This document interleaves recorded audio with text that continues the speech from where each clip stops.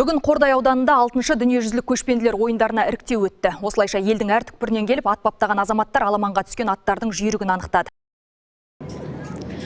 Бүгін мен Қордай ауданында орналасқан Ноғай бәйге атшабары аумағында тұрмын. Бұл дода құнан бәйге, тай бәйге және аламан бәйге түрлері бойынша ұйымдастырылып отыр. Ал жүлдеге 2 миллион теңге беріледі. Кіл жүйрікте кім жүйрік екенін анықтайтын ат жарысқа 550-ге жуық азамат қатысқан. Талапқа сәйкес шабандоздардың жасы 10 мен 14 аралығында болуы тиіс. Аталған ұлттық спортты дамытуда Қордай, Луговой және Меркі ауданындағы атбегілердің үлесі зор.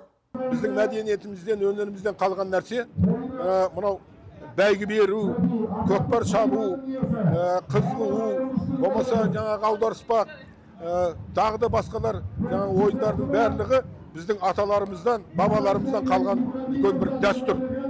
Қазір осы мәселені Қазақстанда өтті, Қырғызстанда өтті, Турцияда өтті, басқа да мемлекеттерде өтейін деп жатыр. Биылғы көшпенділер турнирі осы біздің Қырғызстан мемлекетінде өтеді.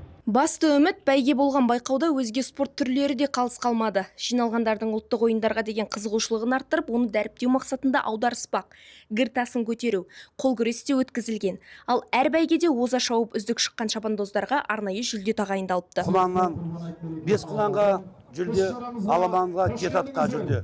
Соның ішінде аламаннан біріншіген 3 атқа, құнаннан біріншіген 3 құнанға жолдама беріледі, Құда қаласа. Ұлттық рухты дәріптеген бұл жарыс көрерменге де ерекше әсер сыйлады. Ұйымдастырушылардың айтуынша мұндай додалар жас шабандоздардың тәжірибе жинауына үлкен серпін береді. Мен осы бүгінгі Қордай ауданындағы аламан топқа шабуға келдім.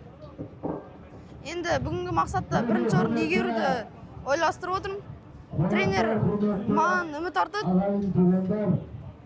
Мен осы сайысқа 1 жыл дайындадым. Аттар өзі сенімді болып тұр. Сенімдім бірінші орын алатыныма. Айта кетейік, бәйге жүйріктері алдағы халықаралық додада бақ сынайды. Жамбыл облысынан жолдама алған жас өрендер осылайша бір ғана аумақ емес, тұтас ел намысын қорғайтын болады. Айгерім Қожабайқызы, Еркебұлан Болатұлы, Қордай 24 Ньюс.